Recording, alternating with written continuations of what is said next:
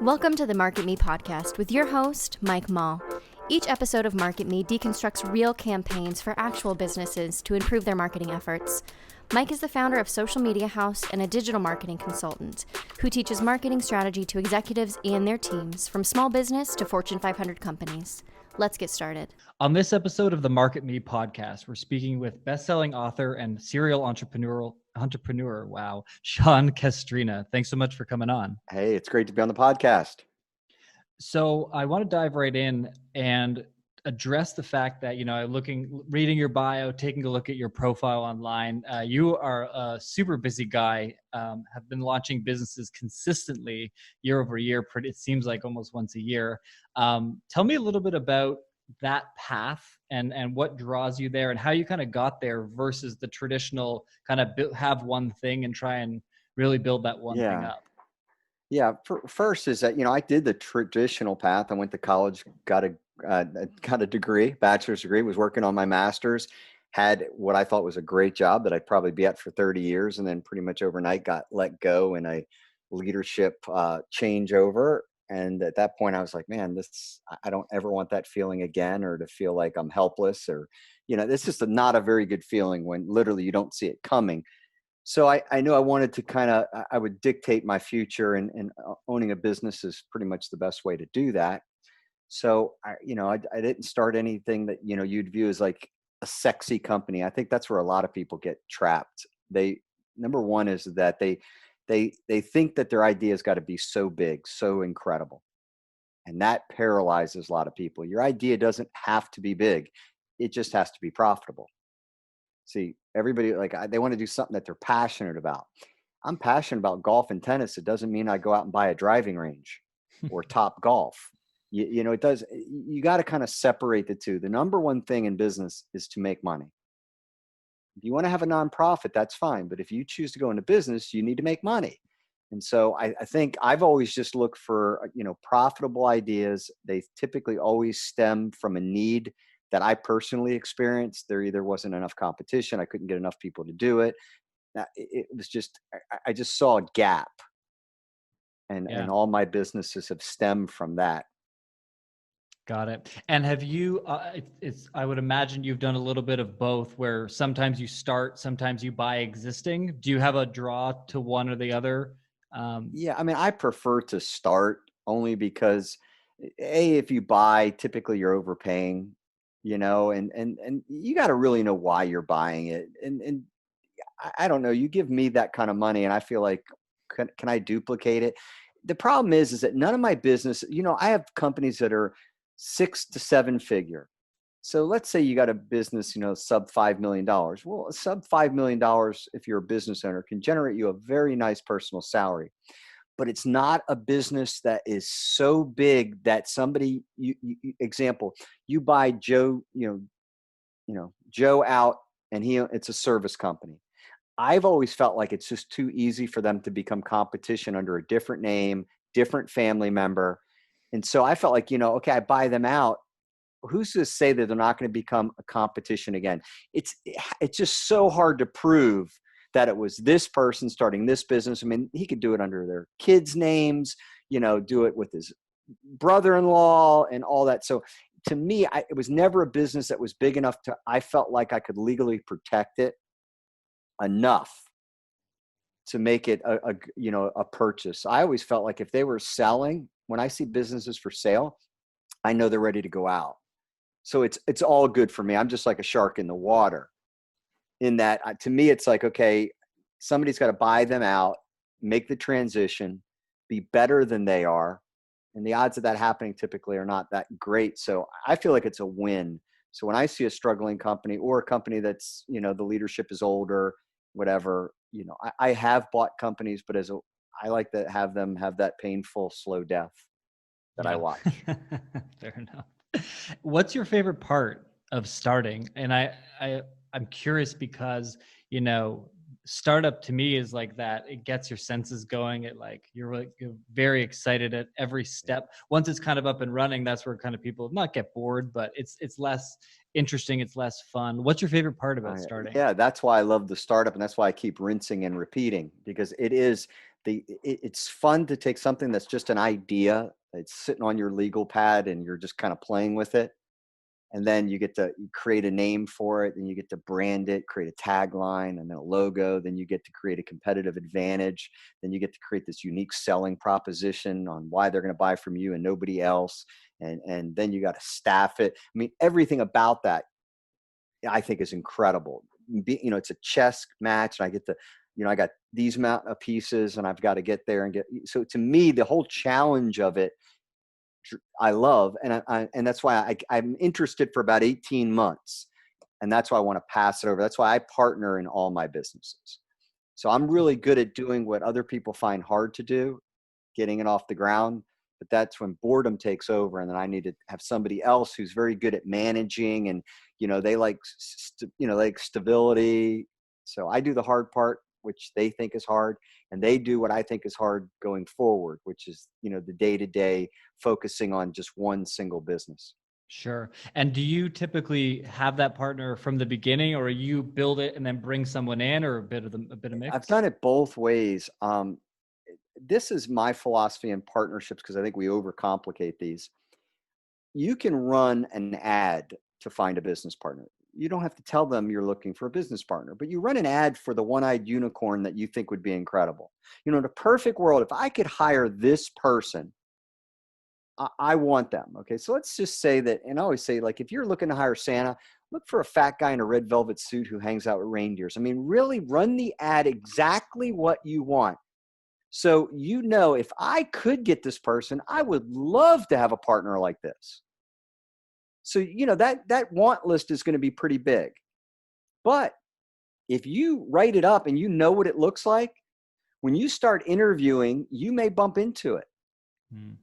And so I kind of know the perfect scenario of what I'm looking for. And I don't always find it. So sometimes I'm 2 years in and I find it.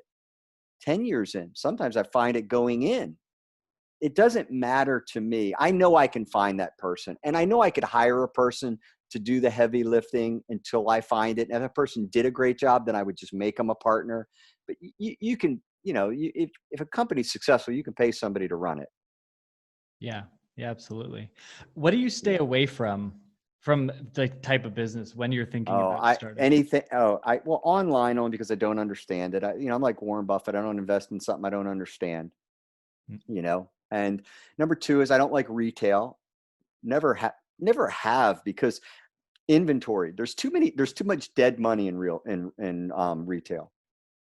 Big rents, okay? In their long-term deals, because they're in shopping centers, malls, and things like that. So I don't like inventory. That's stale money. That's not working for me.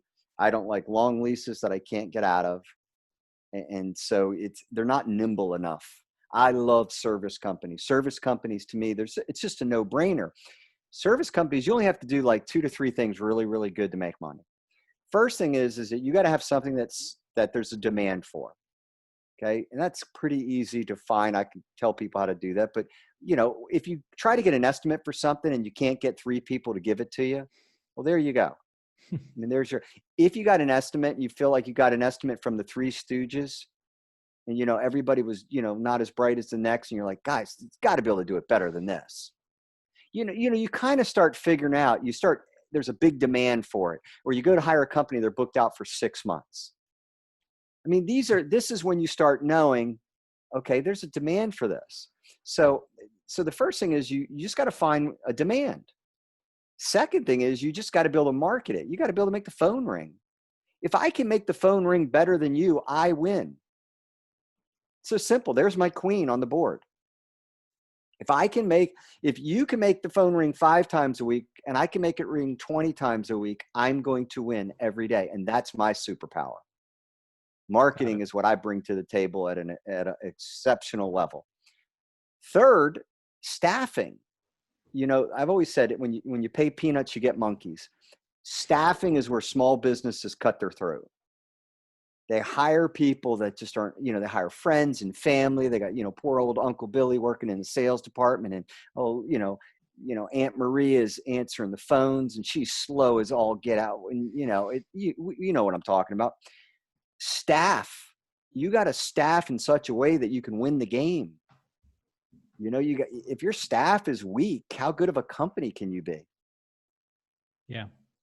So they're my three. I mean, why I love service companies is going back to the retail. I don't need to have long-term lease. I don't need to have inventory. You can run a service company out of darn near anything. All the lowest end retail, all the lowest end warehouse space or whatever, you can run a service company out of. So that's number one. So I like that. But I like the fact that once I have a demand, I just need to make the phone ring, and then I just need to be able to staff it well enough to deliver on what I'm promising. So that's a simple loop for my brain to follow. Yeah. Yeah, that's great.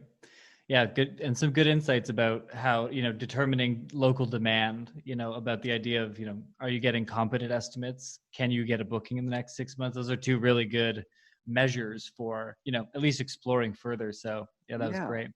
And you can, so that's kind of how I've looked. And I own all service companies, and we do extremely well. And it's always been based on that formula. Got it.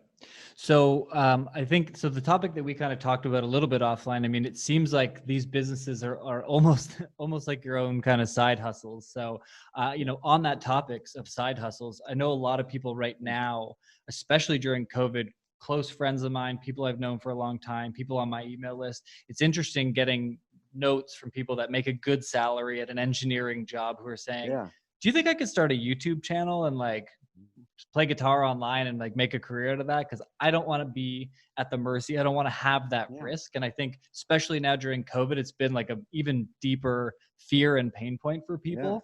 And you talk a little bit about not quitting your job to start your side hustle.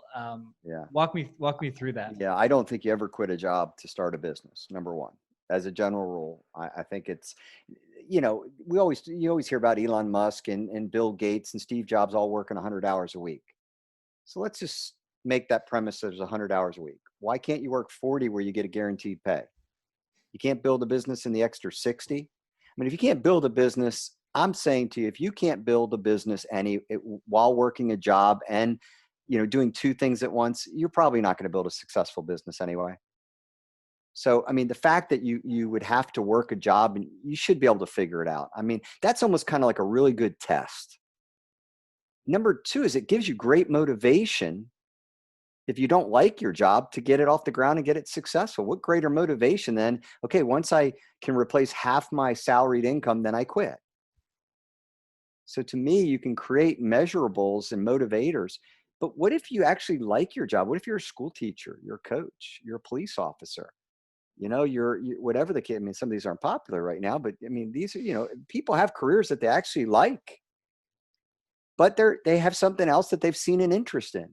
They went to get a fence built at their house and nobody could build a fence. They had to call somebody from 2 counties over. I'd start a fence company. Okay. And I'd find somebody who's great at bringing fences. I'd eventually partner with that person. I've done businesses like this when I had a full-time job.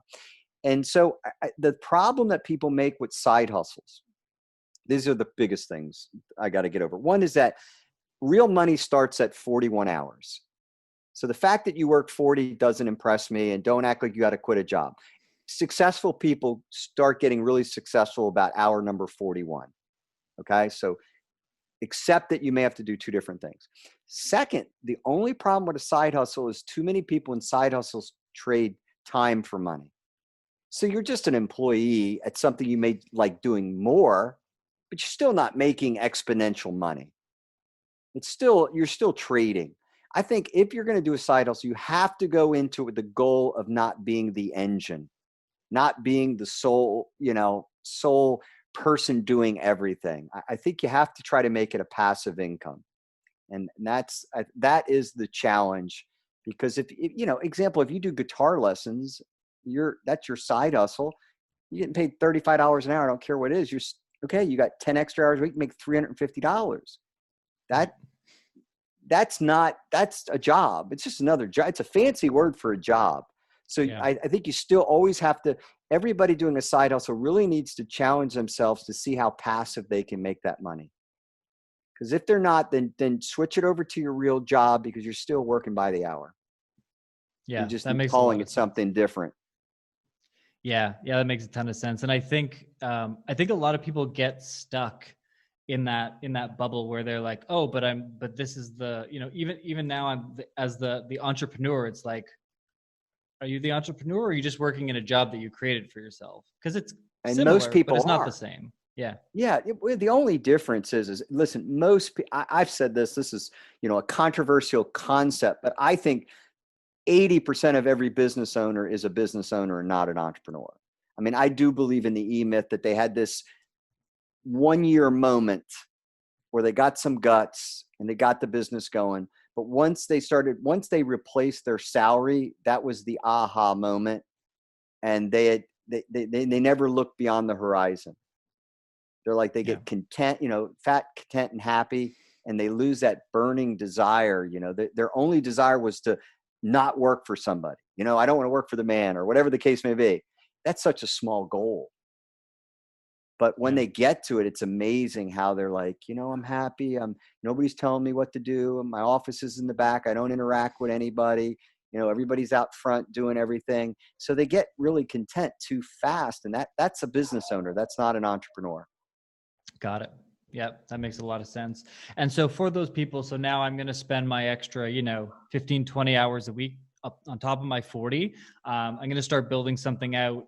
It's not going to be directly tied to me. So I'm not just recreating time for money anymore. One thing that always fascinates me is people's opinion on when you determine it's not working. Because I think there's always this thing at the beginning of, can you ramp up marketing and interest and attention quick enough? And then if not, how long do you give it? Is it a sense in your gut? Like, what's your feeling on when to abandon a project like that? I think you abandon a project when you don't see anything in the future. It's total doom and gloom. Okay. Or the runway, you just can't make it to the end of that runway. Okay. Or it just gets to a point where you hate it. Why do something you absolutely hate? But I do think, like if I'm a restaurant owner in New York right now and I've got $5,000 in the bank and I can't open up a restaurant till whatever, well, I might be out of New York. I know I can run a restaurant. I just got to be able to run a restaurant where I'm allowed to run a restaurant. I mean, some situations, example, you had a great retail store. Then came Amazon. And every year it just goes down and down and down, and you're making a third of what you used to. Sometimes you got to, when you see an iceberg, it might be time to jump off the cotton picking boat. Yeah. So I do think there are times when businesses are just not profitable anymore. It typically coincides with they're not making, their lack of liking your business tends to parallel profit. It's a lot easier to like your job when you're making good money. But if you just hate going to work anymore and you're not making any money, either of those two are something that you need to kind of look at and go, maybe there's something else out there. Yeah, absolutely. So kind of that brings me to so we kind of know how to assess. We have a sense of, okay, when do we know it's not going to work? But in terms of guidelines, getting started, moving forward, taking this, like, I've got this passion to do this thing, but where's the next step? Does that lead us to a conversation about your book? Yeah, well, yeah. I mean, I wrote the book, The World's Greatest Business Plan, on Amazon if you want it. But the reason why I wrote that is because my son wanted to start a business. He was he was 18 going on 19, he and his friend. And I wanted to kind of give them, a business plan. I think you need to have a business plan to kind of, for a few reasons. Why do you have a business plan? Number one is that too many business owners are in love with their idea. So you need to vet that idea. You got to test it to make sure there's some validity to that. Next is you want to make sure that you have a unique selling proposition, that you have a competitive advantage. I mean, what's going to make your company stand out from your competition? Why are people going to buy from you?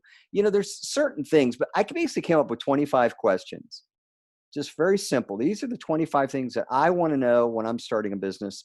And so I turned it into a book because I think the first step in any business is you get an idea. We're like, man, wouldn't that be a great idea? You ask all your friends, like the worst people you should ask. Don't you think it'd be a great idea? What are they going to say? No, I think it sucks. No, they go, yeah, well, I guess. Yeah. Your family, what do they tell you? Oh, yeah, I'm sure you can do it. I'm not, too many, entrepreneurs, aspiring entrepreneurs, let me say that, they fall in love with their idea. And I'm just saying you need to test it. And that's why I like a business plan, because in a business plan, you can kind of test it, and you can do a sheet. Well, how much competition do I have in my area? Then you look at their pricing. Well, can you price it to be competitive? There's certain due diligence. I always tell people, like, if I gave you $300,000 to go build a house, you wouldn't run to Lowe's or Home Depot and start buying wood. You'd get a blueprint. I mean, you would. Even if I gave you $5,000 right now and I said, you can go, I'm going to pay for you to go on any vacation you want, you would probably not go down to the airport and get on a plane and just go somewhere. You'd probably go, do I want a winter vacation or summer vacation? Who do we want to go with us? What do we want to see? But we'll spend less time on a business plan than we do on a vacation. So I'm like, you got to plan things out. You got to kind of see how it fits, because when you get done with that business plan, you got to have the confidence that this thing will work. And that's what a business plan gives you. A business plan, if you go through all the questions in a decent business plan, you kind of walk away going, no, I thought of that. You can't think, you can't prepare for everything, but you have a pretty good idea of what you need to do. And that, a good plan builds confidence. Yeah, absolutely. And I think, I agree with it the way that you're saying it. I don't agree with it the way that the industry or certain people kind of approach it, where they think, having this deck and having all these things. I'm like, and I agree with you. I think thinking through those points makes a ton of sense, so that and you can be honest with yourself. And there's probably a bunch of stuff that you've never even considered that's going to probably come up in those questions. Yeah. I mean, mine are simple. I'm not splitting the atom there, but I'm like, why do you think this business will work in the first place? Just tell me. I just want to hear why you think it's going to work. Then I'm going to go, who's your competition? What does your competition do well? What do they do poorly? How are you going to fit? Where's your niche then? Where's your niche? Who's your target customer going to be? Guess what? Not everybody's going to buy from you. So who's your target customer? How do you market? You're new to business. If you don't know who's going to buy your product, how in the world can you market it? So, when I say these are very basic questions, but most people don't get answers to these before they start a business. So, who do you need to run this business? I mean, who's going to open the door? Who's going to provide customer service? Who's got customer service experience? Okay. What type of warranty are you going to have? What is your competition's warranty? Again, I'm throwing out like elementary 101 things, but in my 25 questions, we address these, because I went and looked. I bought the entire first page of Amazon. They're sitting right behind me. There's all those books right there. That one was worse than the next, because they assume your business is going to be successful. And I don't necessarily agree with that premise. Yeah. It's like, Susie's going to start ABC company. And at the end, it does great. Susie's making $5 million. The financial projection has her paying everything. And I go, well, actually, I can't promise you're going to make a penny. So the only money we have going into this business is whatever you have sitting in your bank account or your lines of credit. So we're going to have to treat money like oxygen, because there is no guarantee any money's coming in as fast as you think it's going to be. So I kind of approach the business plan in a little different way. And if I talk you out of doing the business, I'm just as happy. Yeah. I don't mind being the Dr. Kevorkian of entrepreneurship, because if I'm not, the marketplace will be. Yeah. And then all the money that you did have in your bank account and on your line of credit is already gone. Yeah. So I try to talk you out of it, or make you think through some things, or, you're like, okay, I need to think through that or think through that. I always say all my business ideas sound great inside my head. Then I expose them to the world and they turn to crap. I either didn't think through that, or one of my business partners will be like, well, did you think about that? Or what about that? Or even my wife will go, oh, did you think about that? Or my kids will go, it's pretty bad when you got like a 15-year-old whooping your idea. Well, Dad, you can go online and get that. Or they got an app to do that, whatever it is. Yeah. So that's why I'm a proponent of my book, World's Greatest Business Plan. And with that being said, if you go to my personal site, I always give away a book. And right now I have my 8 Unbreakable Rules for Business Startup Success. This book was hailed by New York Times bestselling authors, countless business schools. It's called The 8 Unbreakable Rules. You get that for free.